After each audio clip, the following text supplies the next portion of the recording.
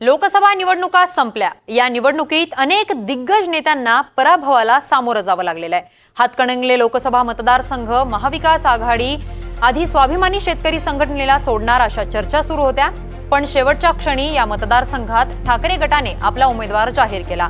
हातकणंगले लोकसभा मतदारसंघात दुसऱ्यांदा माजी खासदार राजू शेट्टींना पराभवाला सामोरं जावं लागलेलं आहे। दरम्यान आता राजू शेट्टींनी महाविकास आघाडीच्या नेत्यांवर गंभीर आरोप केले आहेत। महाविकास आघाडीतील सर्व नेत्यांना भेटलो होतो, मात्र शेवटी त्यांना जे करायचं होतं त्यांनी ते केलं असा आरोप शेट्टींनी केलेला आहे।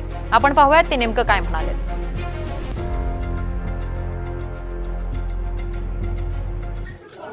6 महिन्यापासून आम्ही ही जागा सोडली असं म्हणत होते। त्यांना वाटत होतं की मी उमेदवार आहे, उमेदवारांना पक्षाच्या नेत्यांना भेटलं पाहिजे आघाडीतल्या। त्या पद्धतीनं मी उद्धव ठाकरेंना भेटलो, 2 वेळा भेटलो। कोल्हापुरातले काँग्रेसचे प्रमुख नेते असणाऱ्या बंटी पाटलांना भेटलो।